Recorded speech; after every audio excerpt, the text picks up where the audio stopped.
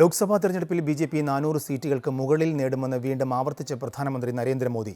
കേരളത്തിൽ 2 അക്ക സീറ്റ് കടക്കുമെന്ന് പറഞ്ഞ പ്രധാനമന്ത്രി സമീപകാലത്ത് നടന്ന അക്രമ സംഭവങ്ങളെക്കുറിച്ചും എടുത്തു പറഞ്ഞു. പത്തനംതിട്ടയിൽ എൻ.ഡി.എയുടെ തെരഞ്ഞെടുപ്പ് പ്രചരണ യോഗത്തിൽ സംസാരിക്കുകയായിരുന്നു പ്രധാനമന്ത്രി. പൊതുസമ്മേളനത്തിനെത്തിയവരെ മലയാളത്തിൽ അഭിസംബോധന ചെയ്തുകൊണ്ടായിരുന്നു പ്രധാനമന്ത്രി പ്രസംഗം ആരംഭിച്ചത്.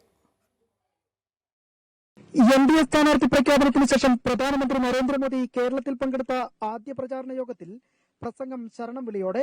മലയാളത്തിലായിരുന്നു പ്രസംഗത്തിന്റെ തുടക്കം. ഭാരത് മാതാ കി സ്വാമിയേ ശരണം അയ്യപ്പ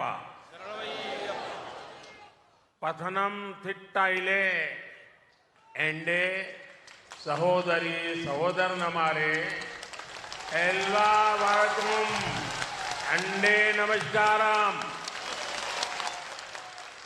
മുൻ മുഖ്യമന്ത്രിമാരുടെ മക്കളായ പത്മജ വേണുഗോപാലിനെയും അനിൽ കെ ആന്റണിയെയും വേദിയിലിരുത്തി യു.ഡി.എഫിനെയും എൽ.ഡി.എഫിനെയും പ്രധാനമന്ത്രി രൂക്ഷമായ ഭാഷയിൽ വിമർശിച്ചു.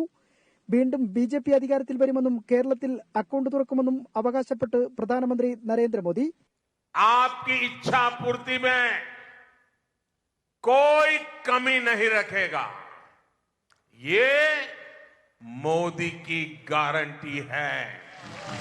ये है മോദിയുടെ ഗ്യാരണ്ടി. കോൺഗ്രസും ഇടതുപക്ഷവും അധികാരത്തിലെത്താൻ മാത്രമാണ് ശ്രമം നടത്തുന്നത്. ജനങ്ങൾക്ക് വേണ്ടി ഒന്നും ചെയ്യുന്നില്ലെന്നും പ്രധാനമന്ത്രി പറഞ്ഞു. സംസ്ഥാനത്ത് ക്രിസ്ത്യൻ പുരോഹിതർ ആക്രമിക്കപ്പെട്ട സംഭവം, കേരള സർവകലാശാല കലോത്സവ സംഘർഷം തുടങ്ങിയ സമകാലീന സംഭവങ്ങൾ നരേന്ദ്രമോദി പ്രസംഗത്തിൽ എടുത്തു പറഞ്ഞു. ദേശീയ തലത്തിൽ എൽ.ഡി.എഫും യു.ഡി.എഫും ഒന്നിച്ചാണെന്നും കേരളത്തിൽ മാത്രം പോരാടി ജനങ്ങളെ കബളിപ്പിക്കുകയാണെന്നും പ്രധാനമന്ത്രി കൂട്ടിച്ചേർത്തു. എൻ.ഡി.എ സ്ഥാനാർത്ഥികളായ കേന്ദ്ര സഹമന്ത്രി വി മുരളീധരൻ, അനിൽ ആന്റണി, ശോഭാ സുരേന്ദ്രൻ, ബൈജു കലാശാല എന്നിവർക്കായി വോട്ടഭ്യർത്ഥിച്ചുമായിരുന്നു പ്രധാനമന്ത്രി മടങ്ങിയത്. ബി.ജെ.പിയുടെ മുതിർന്ന നേതാക്കളെ കൂടാതെ പി.സി ജോർജും മകൻ ഷോൺ ജോർജും പ്രധാനമന്ത്രിക്കൊപ്പം വേദി പങ്കിട്ടു. അമൃത ന്യൂസ്, പത്തനംതിട്ട.